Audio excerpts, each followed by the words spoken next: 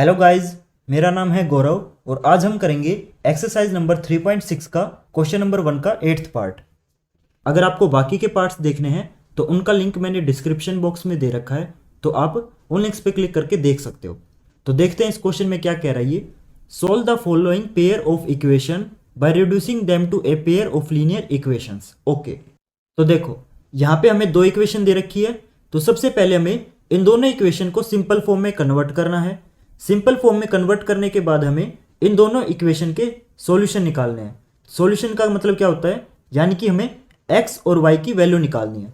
तो कैसे निकालेंगे, सबसे पहले हमें सिंपल फॉर्म में कन्वर्ट करना होगा। तो सिंपल फॉर्म में क्यों कन्वर्ट कर रहे हैं हम, क्योंकि जो आपका x और y यानी कि जो वेरिएबल है वो आपका डिनोमिनेटर में है। देखो ये भी आपका डिनोमिनेटर के अंदर है और ये भी आपका डिनोमिनेटर के अंदर है, तो ये दोनों इक्वेशन के अंदर डिनोमिनेटर के अंदर है। तो कभी भी आपका जो वेरिएबल होता है वो आपका डिनोमिनेटर में नहीं होना चाहिए। तो डिनोमिनेटर से हमें उसको न्यूमरेटर में लेके जाना पड़ेगा, तभी तो ये हमारी सिंपल फॉर्म में कन्वर्ट होगी। तो सबसे पहले हमें इन दोनों इक्वेशन को सिंपल फॉर्म में कन्वर्ट करना होगा। तो सिंपल फॉर्म में कन्वर्ट करने का एक मेथड है, और वो क्या मेथड है, वो मेथड है लेट करना। तो किस चीज को लेट करना है, तो जो चीज आपकी दोनों इक्वेशन के अंदर कॉमन है। तो यहाँ पे देखो 1/3x + y ये आपकी फर्स्ट इक्वेशन के अंदर भी है, और ये सेम चीज आपकी सेकंड इक्वेशन के अंदर भी है। तो ये चीज आपकी कॉमन हो गई, और सेम उसी तरीके से 1/3x - y भी दोनों इक्वेशन के अंदर है। तो ये चीज दोनों इक्वेशन के अंदर है, तो हम क्या करेंगे, इन दोनों चीजों को लेट कर लेंगे। तो देखो यहाँ पे मैं लिखूंगा लेट 1/3x + y = a। तो मैं 1/3x + y को मैं a लेट कर लेता हूं। सेम उसी तरीके से 1/3x - y को मैं b लेट कर लेता हूं। ठीक है, तो जो चीज दोनों में कॉमन थी वो मैंने लेट कर ली। अब हमने ये लेट तो कर लिया, अब इन दोनों इक्वेशन के अंदर ये वैल्यूज भी पुट करेंगे। तो हम वैल्यू पुट करते हैं। तो देखो जहां पे आपका 1/3x + y है वहां पे a पुट कर दूंगा। तो ये इक्वेशन क्या बन जाएगी, ये बन गई हमारी a, और 1/3x - y की जगह मैं b पुट कर दूंगा। तो a + b = 3/4, ये हमारी फर्स्ट इक्वेशन आ गई। ठीक है, तो ये चीज हमारी देखो अब सिंपल फॉर्म में कन्वर्ट हो चुकी है, क्योंकि अब जो आपके वेरिएबल हैं वो आपके न्यूमरेटर के अंदर है। पहले आपके वेरिएबल डिनोमिनेटर के अंदर थे, इसलिए वो सिंपल फॉर्म में नहीं थी। अब देखो जो चीज हमने लेट की है वो सेम चीज हम सेकंड इक्वेशन के अंदर भी पुट करेंगे। तो देखो अब ये जो हमारी सेकंड इक्वेशन है ये किस तरीके से लिखी जा सकती है। तो देखो यहाँ पे 1/2 इसमें भी है और यहाँ पे भी 1/2 है, तो हम 1/2 को कॉमन ले लेते हैं।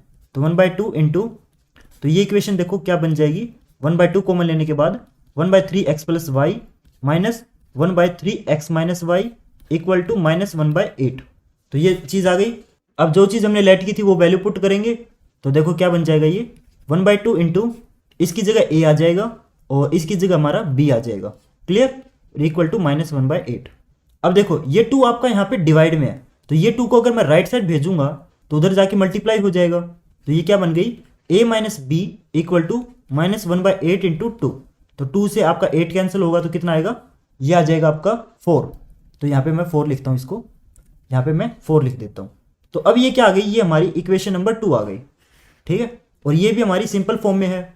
तो हमने जस्ट क्या किया, लेट करके इन दोनों इक्वेशन को सिंपल फॉर्म में कन्वर्ट कर दिया। अब देखो सिंपल फॉर्म में तो ये चीज आ चुकी है हमारी। अब क्या करेंगे, अब हम इन दोनों इक्वेशन को सोल्व करेंगे। तो सोल्व करने के आपके पास बहुत सारे मेथड होते हैं, जैसे कि आपका एलिमिनेशन मेथड होता है, सब्सटीट्यूशन मेथड होता है, और आपका क्रॉस मल्टीप्लीकेशन मेथड होता है। तो आप इनको किसी भी मेथड से सोल्व कर सकते हो, आंसर आपका सेम आएगा। तो ट्राई हमेशा यही करना कि जो मेथड आपको अच्छे से आता है, जिसकी आपकी अच्छे से प्रैक्टिस कर रखी है, तो आप उस मेथड से इसको सोल्व करना, ताकि आपके मिस्टेक होने के चांसेस कम हो जाएं। ओके, तो अब इन दोनों इक्वेशन को मैं सोल्व करता हूं नेक्स्ट पेज पे। तो ये हमारी दोनों इक्वेशंस आ गई थी। अब मैं इन दोनों इक्वेशन को सोल्व करूंगा बाय यूजिंग एलिमिनेशन मेथड। तो आपकी मर्जी है, कोई भी मेथड यूज कर सकते हो, मैं यहाँ पे एलिमिनेशन मेथड यूज कर रहा हूं। तो यहाँ पे मैं लिखूंगा by using elimination method. Okay, तो एलिमिनेशन मेथड में क्या करते हैं, हम एलिमिनेट करते हैं। या तो हम a को एलिमिनेट करेंगे या हम b को एलिमिनेट करेंगे। तो देखो यहाँ पे b को एलिमिनेट करना इजी है, क्योंकि यहाँ पे एक तो प्लस b है और एक आपका माइनस b है।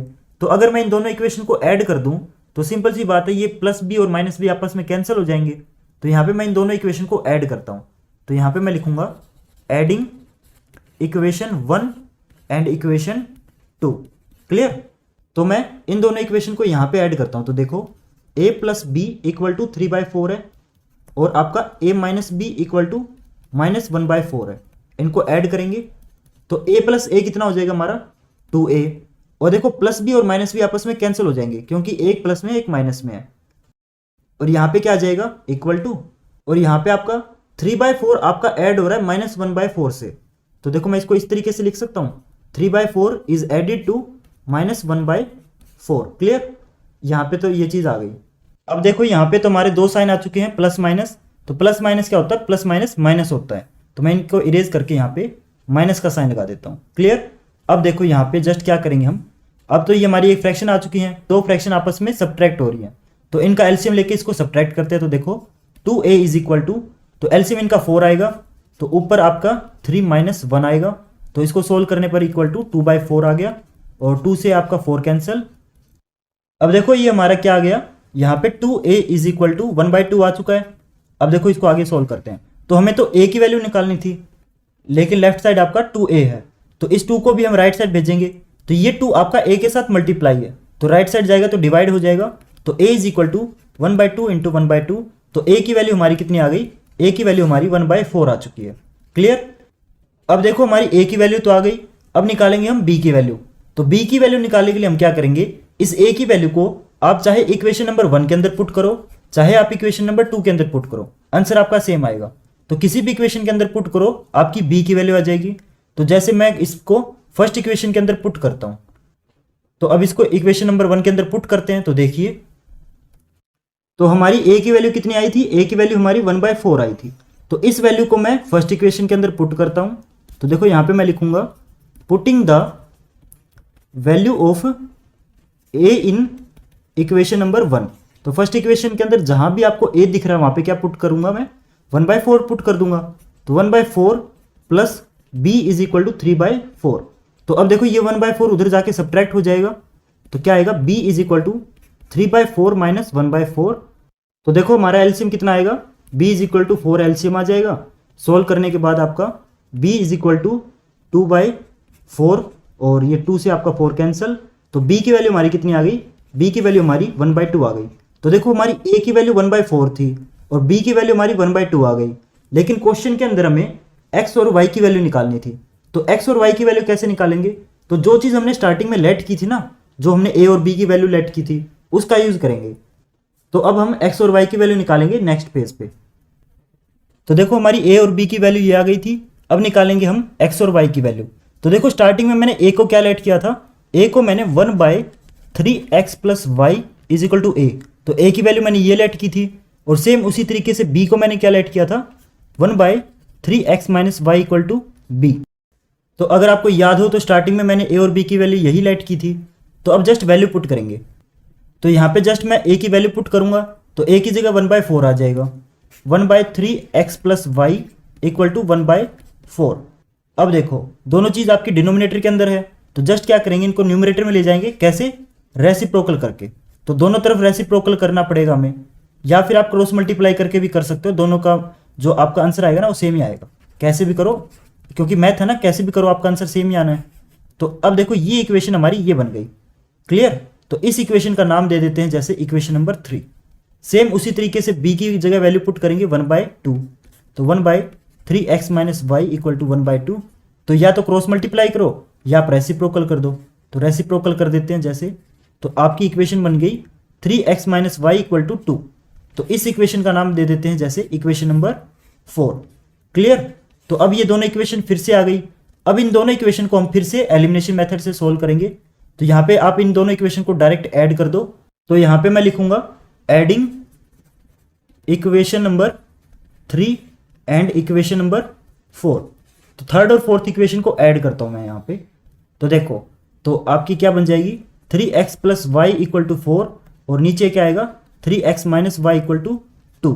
तो ऐड करेंगे तो 3x प्लस 3x कितना हो जाएगा 6x, और प्लस वाई से minus Y cancel equal to 4 + 2 6। तो देखो ये 6 आपका डिवाइड में जाएगा क्योंकि इधर मल्टीप्लाई है, तो ये 6 डिवाइड में जाता है। तो x की वैल्यू क्या आ गई हमारी, x की वैल्यू 1 आ गई, क्योंकि 6 डिवाइडेड बाय 6 कितना हो जाएगा 1 हो जाएगा। तो x की वैल्यू हमारी 1 आ गई। अब निकालेंगे हम y की वैल्यू। तो y की वैल्यू निकालने के लिए मैं क्या करूंगा, इस x की वैल्यू को चाहे आप इक्वेशन नंबर 3 के अंदर पुट करो, चाहे आप इक्वेशन नंबर 4 के अंदर पुट करो, आंसर आपका सेम आएगा। तो मान के चलो मैं इक्वेशन नंबर 3 के अंदर पुट करता हूँ। तो देखो इस इक्वेशन के अंदर जहां भी आपको, पहले मैं थर्ड इक्वेशन लिख लेता हूँ, 3x plus Y equal to 4। तो इस इक्वेशन के अंदर जहां भी x है वहां पे मैं 1 पुट करूंगा। तो देखो 3 इंटू एक्स यानी कि 3 हो जाएगा, 3 इंटू 1 कितना हो जाएगा, 3 हो जाएगा ना। 3 प्लस वाई इक्वल टू 4, तो 3 उधर जाके सब्ट्रैक्ट हो जाएगा, तो y की वैल्यू हमारी 1 आ गई, क्योंकि आपका 4 में से 3 सब्ट्रैक्ट हुआ तो 1 आएगा।